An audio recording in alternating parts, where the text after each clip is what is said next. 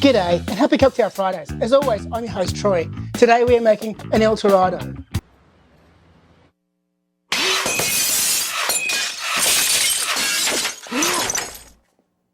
This recipe calls for tequila, dry vermouth, fresh apple juice, cloudy, and you'll also need some mint lollies for the garnish. Into a shaker, add 60 ml of tequila, 15 ml of dry vermouth, and 45 ml of apple juice. Add ice and shake.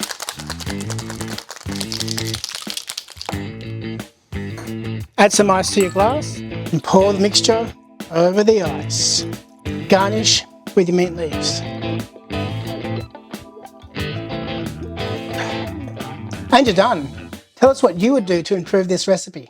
See you next time.